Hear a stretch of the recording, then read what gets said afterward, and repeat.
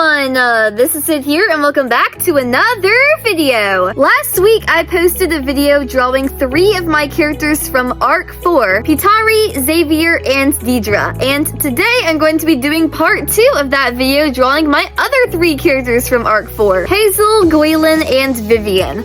So, if that sounds fun and interesting to you, then please make sure to stay tuned and stick around. And without further ado, let's get started, shall we? Basically, if you watched my other video going into depth on Arc 4 and all of that great stuff, you would know about Pitari, who is the main character, and some of his lore and the quest that he's going on. If you missed out on that video and you are not aware of Pitari's quest, you have 2 options. You can either A, go click the link in the description box down below and check out that video and return to this one after you are done watching it, or you can just continue watching this video and let me explain it really quickly.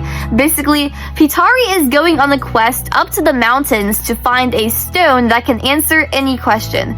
So, Pitari is going to ask the stone how to get rid of the werewolves that are infesting his hometown. Basically, these werewolves have been roaming around causing chaos and terrorizing the whole entire village, and Pitari has been sent by elected representatives of his village to go and solve the problem.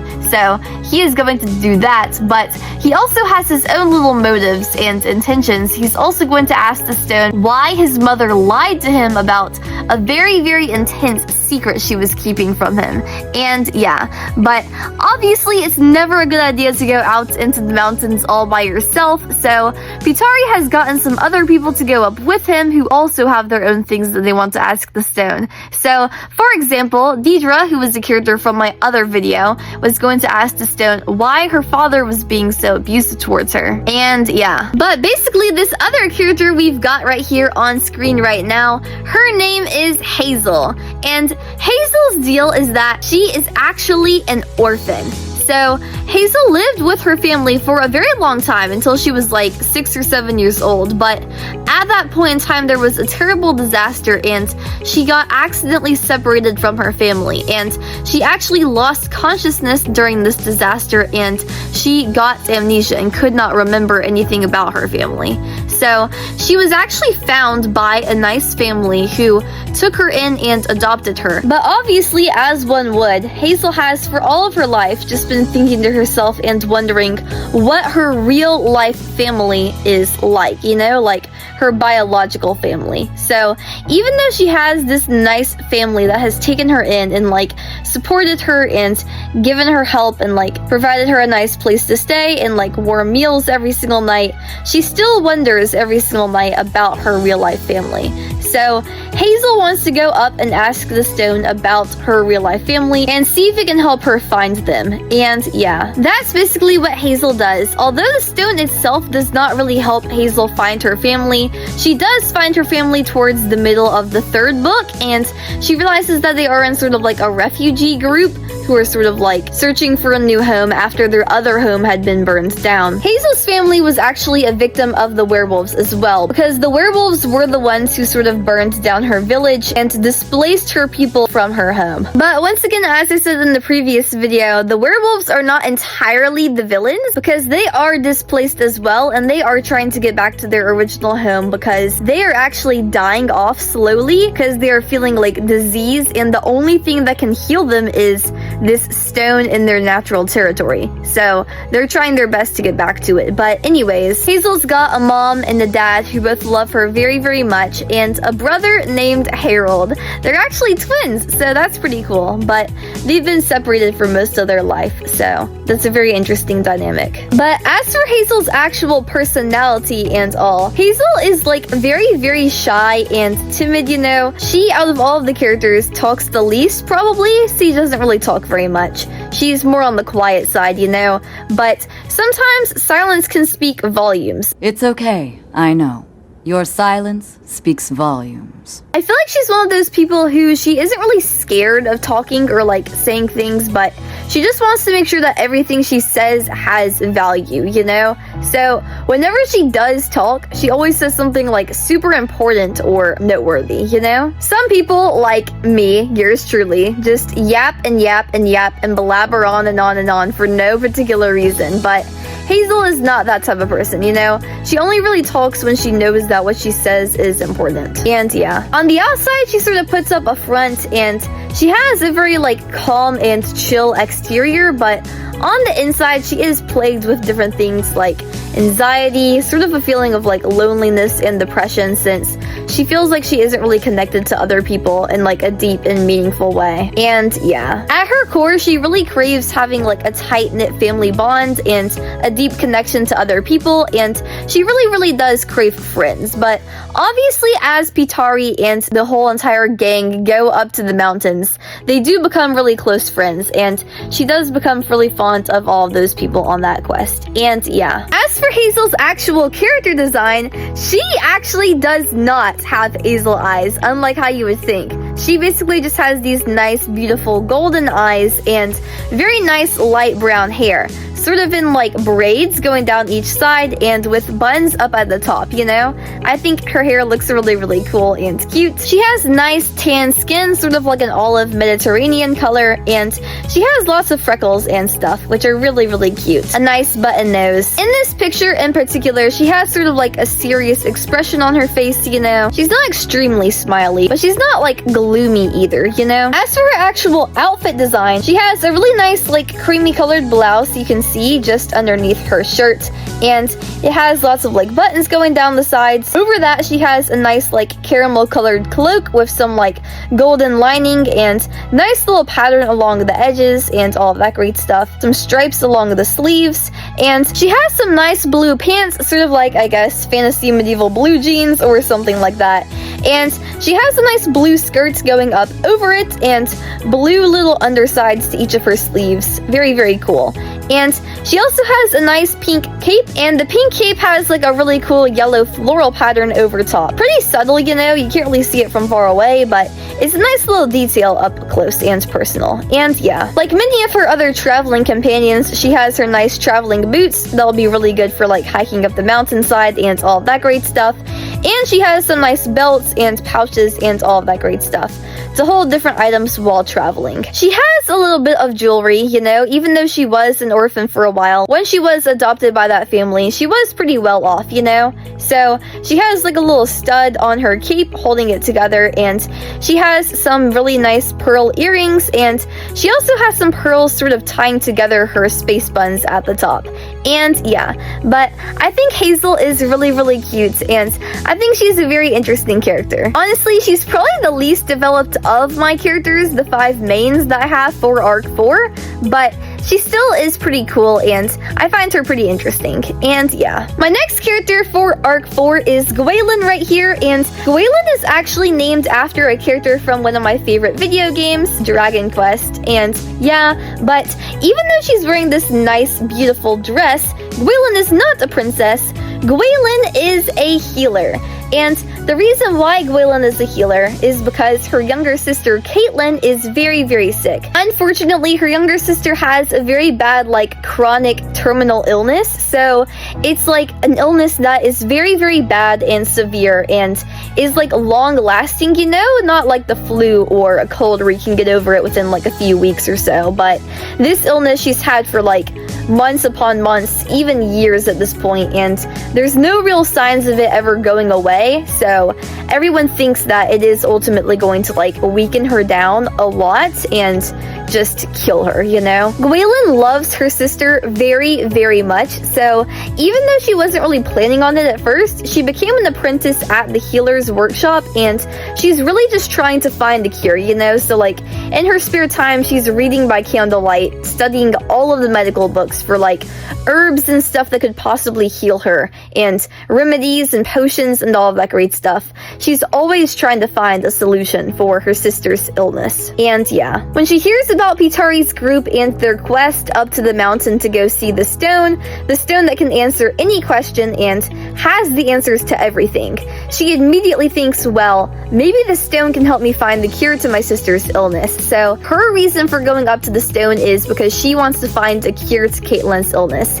And yeah, but overall, in terms of personality and stuff, Gwaelyn is just like such a sweet person, you know? She's very, very kind and warm and trusting, and she really is the type of person who's like always very, very positive and optimistic and wants to help other people out no matter what, you know? Like, most people might see like the bad in everyone, but she really tries to see the good in everyone and the good in every situation, you know?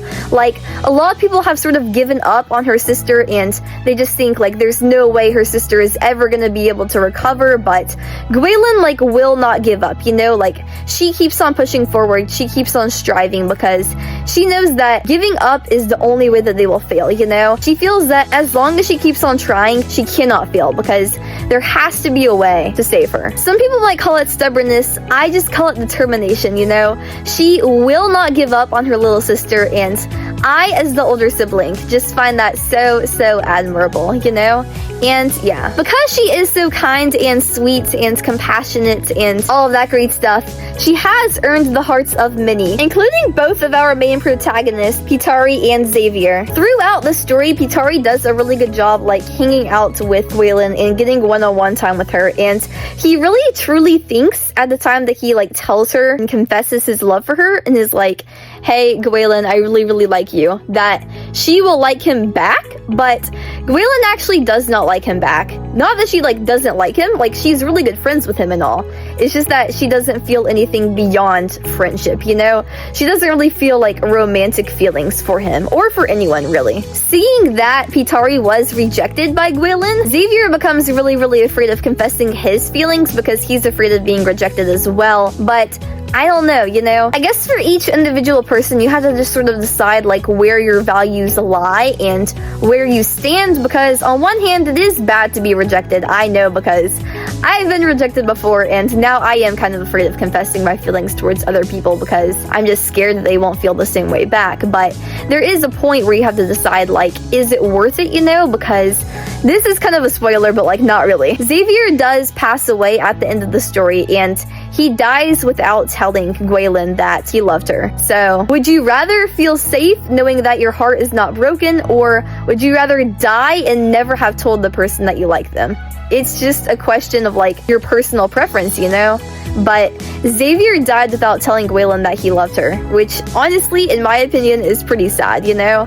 And yeah. But as for Gwaelyn's actual like character design itself, she has lighter, paler skin, and she has really nice like blonde hair, you know? Very blonde, you know? Not like dirty blonde or like golden blonde or like blondish brown, but she has like pure blonde hair. She also has a button nose and very pretty emerald green eyes. As I said earlier, she does wear a very nice, very like modest dress, sort of like her healing dress, you know? It's like a dark navy blue with like some lighter blue lace along the sides and sort of like a brown corset in the middle, and lots of like golden accents and stuff, like golden stripes along the sides and gold along her sleeves and collar and all of that great stuff. It does have a nice green emerald up at the top towards the center of her chest, and it also has some like leather belts and stuff and straps and bags and pouches to hold all of her healing herbs. You can see some leaves sort of sticking out the sides of her belt and underneath it and all of that great stuff. And she also has some nice little brown flats with white bows, and she has these two little pearl earrings up at the top of her ear. And yeah, but I just think that Gwaelyn is like so adorable. Unlike Hazel, who has sort of like a stressed out expression, she has like a nice smiley expression because she is always smiling, you know? She's always very bubbly and optimistic and happy and joyful and all of that great stuff. But Gwaelyn is just such a sweetheart. I love her very much. And yeah, but that's pretty much it for Gwaelyn and her character design. Now moving on to the next character, who is actually the last of my Arc 4 OCs, and this is Vivian. Just to be like 100% transparent and clear about everything, Vivian actually is not 100% my character. She was originally Ray's character, and Ray saw my OC Xavier and drew some art of Xavier as well, and she was like, Sid's werewolves are really cool. So I also want to make a werewolf OC. So she made this werewolf OC and she sent me a picture and I was like, oh, this is so cute. And I just couldn't help but think that she looked really cute and adorable and she would look amazing with Xavier. So I drew a picture of her and Xavier together and I showed it to Ray and I was like, aren't they so adorable together? And she was like, yes. And she was like, you can keep her if you want to. And I was like, really? And she was like, yeah, sure. And I was like, oh my gosh, thank you so much. So Ray did gift me her OC. And I decided that Vivian right here, as I would call her, because I think that's a really cute name and it suits her pretty well, would be Xavier's younger sister. So Xavier actually does have an older brother as well, who's sort of like the antagonist of the story because he is a werewolf, but he is like genuinely bad, you know? Like, he is pretty mean. There's Xavier's older brother Xander, who is like the werewolf boss. He's sort of like the alpha of the werewolf pack. And there's also Prince Raiden. It's sort of hard to explain how it all works, but it'll make more sense when I publish my book and when y'all guys get to read it, which obviously is going to be like a really long time from now, probably like 10 or so years in the future, but we'll just keep waiting, you know? But unlike her older brother, Vivian is actually such a sweetheart. She is very like energetic and playful, but she's also just so like innocent and naive, you know? She's sort of like unaware of the world around her and how dark and cruel it can be. Because of this, Xavier feels very strongly and very affectionate towards her, and he really just wants to protect her with all of his life and everything he has, you know? Vivian is one of those OCs who like doesn't actually exist yet. So there's a certain number of characters that I have that I've shared on this channel that are like Estrella, Bermuda, Cecilia, all of them. They like don't actually exist in my story because I wrote these stories like, I wrote this one about a few months ago and I wrote the other one with like Destiny and all of her friends like 3 or so years ago. So I thought of all these characters since I wrote them and I'm gonna add them in later, you know? I'm that type of person who like, my story grows in my head a lot faster than it grows on paper, you know? So by the time that I've written something, I've already thought of like 10 other ways to go about doing it, you know? So yeah, I am really gonna have to like edit really hard and like just make a lot of changes in the editing and revision process because a lot of my story has changed even over like the past few months, you know? So yeah, but even once I do add Vivian into the story, she probably isn't gonna have that big of a role, you know? She's probably just gonna be like a side character or like a background character, mostly there to just sort of like fill up space and make the world seem more realistic and give Xavier more agency and like a bigger motive and goal and all of that great stuff. But as for her actual design, she does look a lot like her older brother just as a girl. So she has pale skin, not nearly as pale as Xavier's because Xavier is like literally a ghost, you know, like he is white as heck. But she has a little bit more color to her skin. And she also has nice black hair, although hers is a little bit lighter than Xavier's also once again. And she has that signature gray streak through her hair, but it's a little bit darker than Xavier's is, so there's a lot less contrast there. But once again, she has her nice wolf ears up at the top of her head and her human ears because I accidentally forgot that she should only have one pair of ears, but just pretend that her human ears are not there and that it's only her wolf ears. She also has her nice wolf muzzle with her little black nose, and she has a nice little tail sticking out the side of her dress. And yeah, her outfit design was made mostly by my friend Ray, but I think it looks really nice. Basically, she just has on like this nice creamy colored blouse, and she has like a nice black corset over top, and she has a very long, very modest, like brownish beige skirt with lots of lacing down at the bottom and some golden stripes along the edges. And I added a nice little floral pattern on top because I just wanted to make it look extra cool and cute and all of that great stuff. She has on some nice flats with golden bows on top, and she has on a nice little cape, sort of like a sandy beige color. And yeah, she has her nice champagne colored eyes, and she has a nice silver belt, and I imagine that she would have a nice like moonstone necklace as well. I gave her a moonstone necklace in the picture that I drew with her and Xavier, but I accidentally forgot to include it in this one, so that's kind of an ill moment, but yeah, it's fine, guys. I think she just looks really cute with her nice big smile and rosy cheeks and all that great stuff. But that's pretty much it for Vivian. And you probably thought that was the end of the video because you probably remember me saying that I only had 3 more Arc 4 characters, but I I am drawing this other character right now, and I wanted to include her just because I don't know what other video I would include her in. But basically, she's just a character that I just randomly decided to create, you know? I thought to myself, wouldn't it be cool if I had an apple seller OC for my fantasy story? So I decided to make her right here, right now. Something for me personally that I think is just so cool about like fantasy medieval times and having your story set in those sort of times is that like lots of the jobs and stuff and the occupations that people had back then were like very niche and nuanced and specific, you know? So when you think of like the modern day and like the modern world, there's like all these grandiose titles like CEO, Chief Executive Officer, and CFO, Chief Financial Officer, and like head of marketing and like head of school and all of that great stuff. But like, what do these people do, you know? Because like these titles are like so broad and like so vague that they could include literally like anything, you know? Like if you're the marketing officer, do you like make social media videos and like social media posts to like post on an Instagram for your company? Or do you like handle sales and stuff, or like back scenes behind like advertising and like promotion, you know? Like what do you do? But a lot of the times these like fantasy medieval jobs and occupations are like super duper specific, you know? So like apple seller, clockmaker, blacksmith, hat maker, you know? They're all like very specific, so like you know what you're doing in this time period, which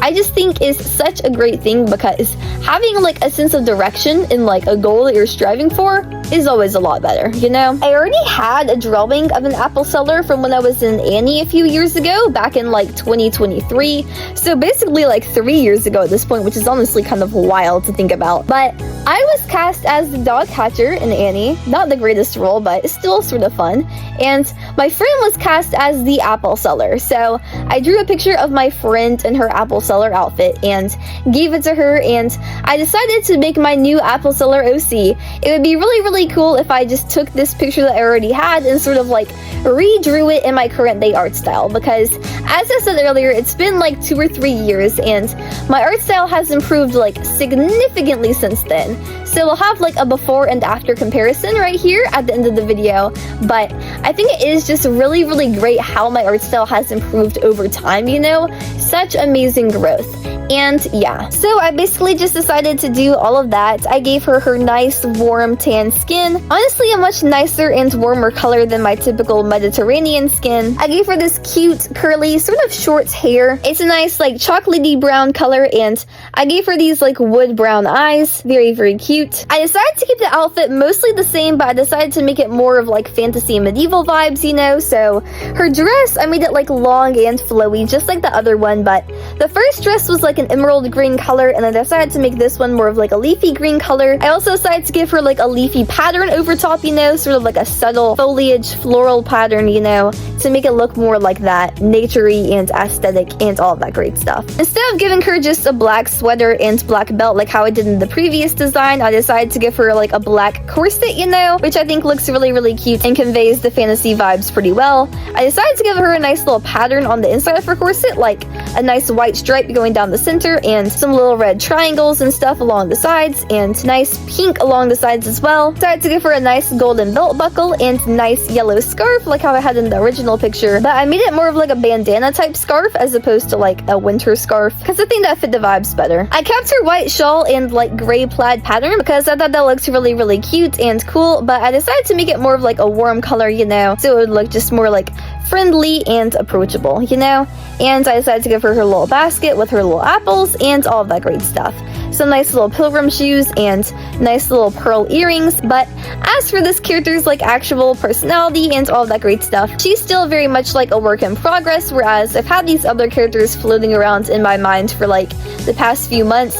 I've really only had this character in my mind for like the past few days, and yeah. But basically, her name is Ambrosia. Ambrosia is like the food of the gods in ancient Greek and Latin mythology, so I think that's really cool. But It's also a type of apple. You know, you go to the store, you can buy different types of apples, like Gala apples, Golden Delicious apples, Granny Smith apples, but you can also buy Ambrosia apples, which are my personal favorite. But as for Ambrosia's like backstory and all of that great stuff, Ambrosia grew up on the orchards, you know. She honestly was pretty well off. Like, her family had a nice little manor and like sort of plantation estates, you know, but she would always go out to the orchards and like pick apples and fruit from the trees and all of that great stuff. And even though she could really grow up and do anything she wanted to, because she had quite a good amount of money at her disposal, she decided she liked the market life well enough and wanted to just be an apple seller for a living, you know. And yeah, so that's what she does. Selling apples is more than just a job for her though. Like, it's a way to connect to other people. So whenever she sees people out in the marketplace, she's always very, very friendly, always gives them a wave, and is sure to say hi, even if they're not willing to purchase anything. She always hums nice little melodies and tunes while she's waiting for her customers to come, and she believes firmly that kindness is the most important thing, which is very, very sweet, and I would pretty much agree with, you know, kindness is very, very important. I don't know if it's the most important thing, but it's definitely up there on that list, you know.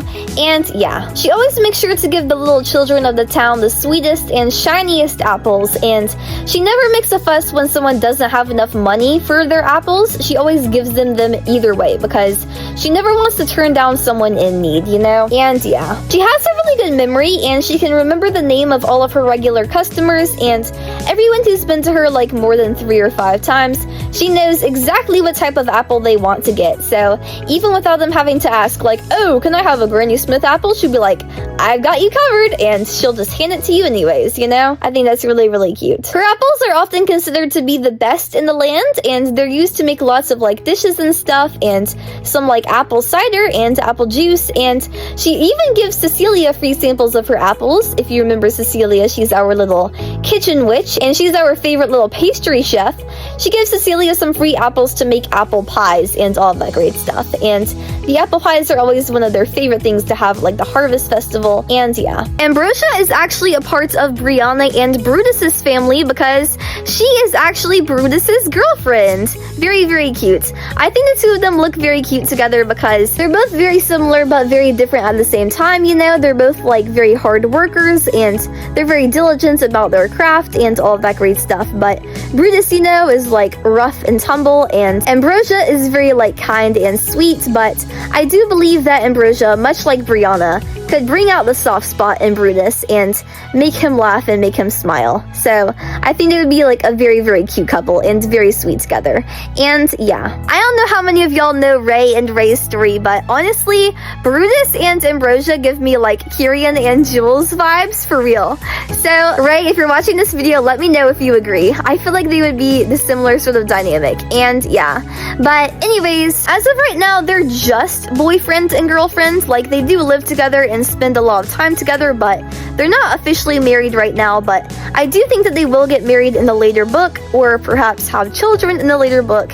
And yeah, just start up a nice little family together. But anyways, thank you so much for watching this video. I know it was long, obviously, as was my other ones. I don't know what has gotten into me recently, but like the past 3 videos have all been like 30 minutes long, which is like absolutely insane and like crazy to think about. But yeah, anyways, which of these characters was your favorite? Please let me know in the comments down below. If you enjoyed this video, please make sure to like and subscribe for more. It always helps me out so much when you do, and I really appreciate it. I, unlike most other YouTubers, upload videos very frequently. I upload a long form video like this one almost every single week, and I upload a short form video almost every single day. So no matter what, I can almost guarantee you that you will always have something fun and interesting to watch, and you will never be bored. But yeah, if you want to check out more of my OCs and see more of my artwork, you can go click my other social medias linked in the description box down below. If you want to draw art of any of my OCs, that would be very appreciated. You can send it to me through a Gmail or through a YouTube post. And yeah, but anyways, hope that y'all guys all have an amazing rest of your day, and I will see you all in the next video. Always remember that I love you, and goodbye, eat some more waffles, and peace out, Girl Scouts. See ya in the next one.